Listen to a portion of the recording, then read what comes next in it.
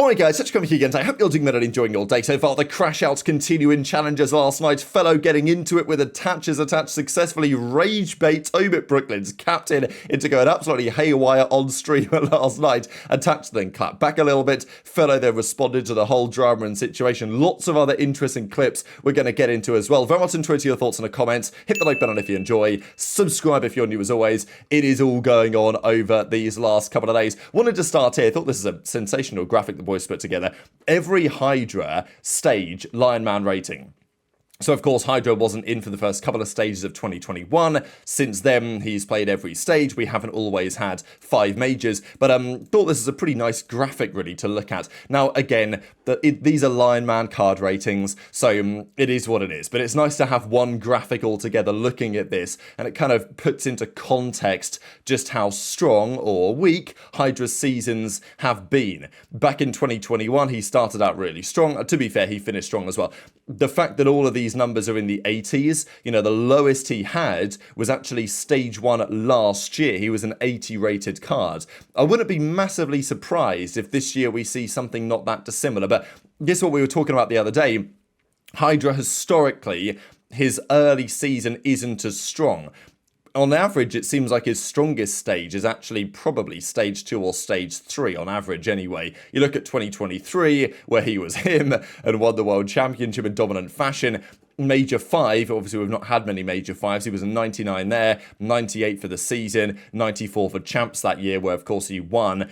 This year or last year, I mean, I guess this year, but 99, 99, 97. Now, again, that depends on the way that things work, because his team this year in 2025 had Envoy and Ghosty on. They were doing all of the objective work, so HyDra could do everything you wanted effectively on the map in terms of getting kills. That gives you some pretty good Lion Man stats. So anyway, that is what it is. Just thought it was pretty interesting. His average over all of these is a 90.9, so basically a 91 overall card. We'll see how this season goes for HyDra. Questions on whether Thieves are going to be as good this year as they were in the most recent year, 2025, those last season, obviously. And also whether his cards are going to be able to be as good this season because of the context of the team. Obviously, Vanguard was a bit of a mess of a year internally until they kind of got good towards the end of the season. His numbers that year were still pretty solid, but his early season hasn't always been that strong. Maybe we're going to see something like that again. This, I thought, was always a nice thing to look at. Top 3 search and destroy KDs of the first couple of weeks of the qualifiers. Now look, the amount of sample size here is so small that it doesn't really matter. But still, Mercules at a 2.05. You have to go quite a way to find Abuzah at a 1.61 and then Kremp at a 1.55. We'll see if these type of discrepancies remain when the season gets back underway. Some responses as well to this. We saw this clip yesterday, if you guys didn't watch yesterday's video, when Octane has the M15 in hands. He's trying to win a gunfight from back garage kind of way on the AC unit against this guy with an SMG in top pool house, and he just gets ripped with a Drazah from long range. And Octane's pretty mind-blown that he managed to lose this gunfight, given the fact that he had an AR and this guy apparently had an SMG. Now, Brandon Dashy says, that's insane. You down to get rid of the M15, question mark. Octane says, OpTic and Thieves down, needs 7. So, well, I'm not exactly sure what the context is. Like, does he mean get rid of the Drazah, or does he mean get rid of the M15 and give us a better AR? Because that is also one of the questions. The M15 might not be, there could be other options anywhere in the game. Who knows? I think the talking point is, Dashy at least is considering whether the current meta is the best. Again, is this big AR propaganda, wanted to get rid of what is a viable and decent SMG? Sure. You know, it's not like I think the Drazah and the M15 are massively imbalanced. I actually think that the balance isn't that bad, in my opinion, between the two weapons. It's just too boring. Like, the guns are just the same. They're not different enough to make things interesting, in my opinion. So there isn't really a discrepancy between the AR and the SMG in the way that there used to be, when you had to radically change your playstyle depending on what weapon you had in hand. That is certainly not the case anymore, and is probably less the case in this game than it has been in some time. It kind of feels like we're back in Cold War again, really. And even then, the Krig was quite different to the 74U, but they could still map you across the map and gun you up close as well. So, you know, that's kind of where we are. But Octane was also crashing about skill-based matchmaking, so I'll share this clip for you guys in a second, in addition to a couple of other things. They were also talking about Envoy. We discussed a second ago HyDra playing with Envoy and Ghosty last season. is HyDra and Envoy, like, will they go down as a better duo than HyDra and aBeZy?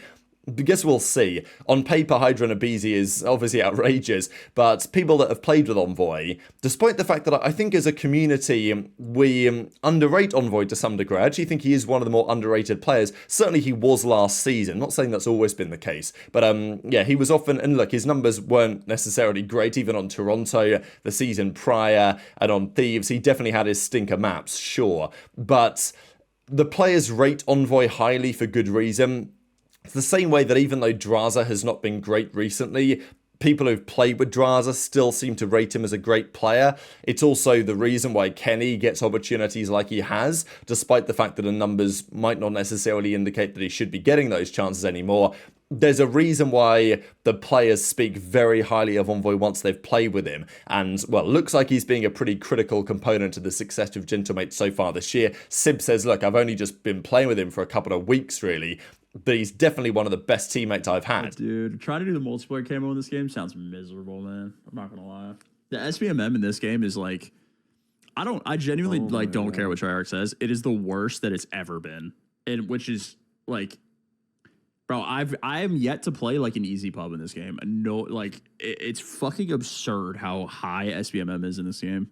And they're just like, they're trying to like convince me that it's just not the case. I left that too. I wholeheartedly, like, this is my conspiracy theory, bro.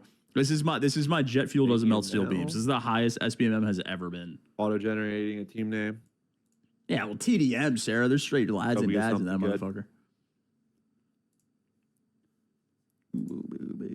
Do I have to rip the TDMs? Might have to rip the TDMs. With the sub that you can He's crashing out, but he's like so like. Dill's a fucking 10 out of 10 teammate, bro.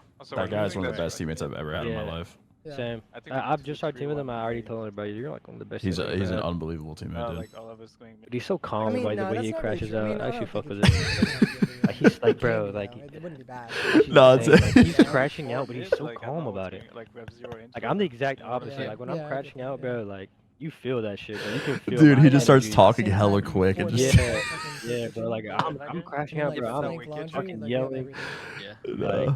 You feel bad when Dill's crashing out because you just feel like you're disappointing him. Yeah, right. It's like a Damon crash out. You're just like, fuck, dude. Like, are we? Like, I actually feel bad. Like, fuck. The guy won't really be able to get in. You're not even mad at him. You're like, damn, are we like, we're fucking up? He has to wait for us to make a play. And Octane certainly doesn't disagree with that perspective, of course, having spent some time alongside, well, they won the World Championship together, of course, back in 2022. But the other drama was between Attach and Tyler FeLo. So things like to get heated down there in challenges. Some of the comments were very entertaining, and this was one of them. So look, Omid Rafi, you can tell, by the way, from Attach's tone of voice that he's like joking here, right? He's being like semi-sarcastic. He's not being serious in the comments that he says. He's doing it to give a little rage bait, get a little reaction. Now, of course, with this happening between Omid and Stallions Red, FeLo was not watching Attach's stream, hearing what he was saying, in the tone of voice that he was saying it. He was playing the game, trying to win, and hearing, I think, a lot of this stuff was being regurgitated to him in his Twitch chat, and therefore he had a bit of a reaction. But basically the drama initiated from FeLo said, look, Attach, if you're going to sit there and watch my stream and broadcast it out, because this is always the talk, and Dashy talked quite often about this. He's like, well, look, if I'm going to stream my scrims, if I'm going to stream my perspective, but yeah, I'm going to get, maybe 1,000, couple of thousand viewers. But, you've got other streamers who are just all going to be watch partying my stream the whole time. Then they're the ones making the money, right? Because we've often, the OpTic guys, when they're streaming, or anyone streaming, not always the case, but sometimes they'll turn off their communication. It'll just be pure gameplay. So the watch party streams can be more entertaining.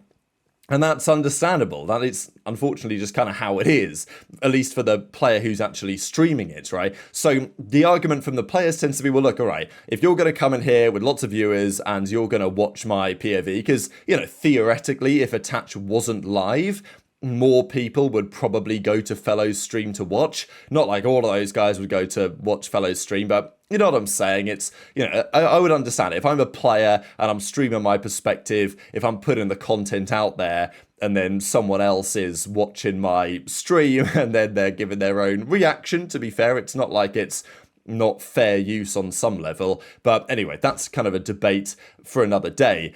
But the players tend to think, all right, if you're going to watch my stream, at least drop me some gifted, right? Give me some gifted subs, a little bit of the money that you're going to be making from this. That's, you know, BenJ talked about this, right? He's like, look, if I'm going to do the 20v1 or whatever, and people are going to watch it, then I want to get paid for that, because if BenJ does that, he's not the one who's going to reap the rewards, let's say, of that instance. So that's the kind of general debate.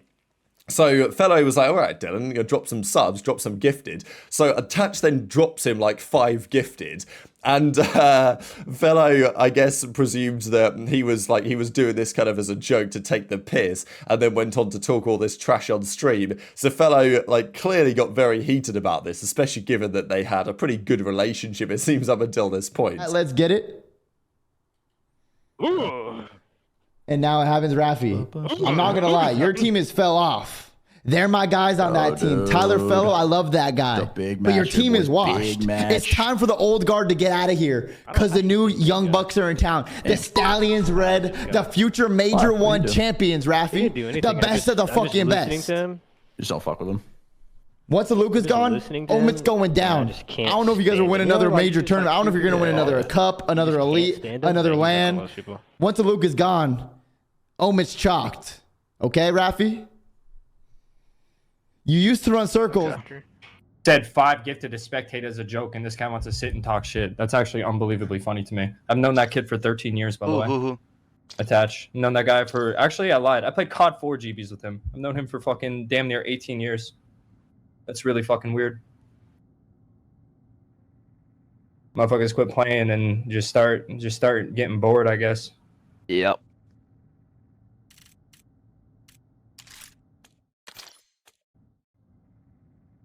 Washed entertainers. So good drama, as always, down in challenges. Obviously, FeLo's team, Omit, they didn't end up winning. Omit Brooklyn didn't end up winning the tournament this time. But FeLo says he's mad I said 5 gifted to let him spectate, so he's just been talking trash the entire time. Then I guess having, like, you know, seen the clip and everything, FeLo was like, okay, maybe he got me, right? So, you know, how do you get rage baited by Attach in 2025? And he says, all right, he got me, I'm not going to lie. I was mid-series, blacked out listening to Twitch chat, you got me, right? So, look, FeLo's not, you know, FeLo's a good guy, right? So, look, he got rage baited on this occasion. Attach got him good. Attach, by the way, has been very entertaining since he's retired. I think it's been great to see. Obviously, I don't like to see him retiring because Attach is a great player for many years, but yeah, since he's turned the stream on, it's been good times, and it's great to see these personalities staying around the scene. No doubt about that. So enjoy your thoughts on all of this stuff in the comment section below. Hit the like button if you enjoyed. Subscribe if you're new. Take care, and I'll see you next time. He's clutching his. This will be a huge clutch. The bomb will drop. He's going to have 45 seconds to retake. SMG in hand, currently opting to retake through mid. Legend's 8-4. He's cooking right now. Go all the way. Unfortunately, it's going to be a tough setup to break. Shoulders being thrown from Spark. Watching over him is Fire 40. Fire also keeping eyes on the flank. Hold on. Trying to break through mid. He'll find Spark. I told you guys they lost the round regardless. Oh, it's a 1v1. Oh!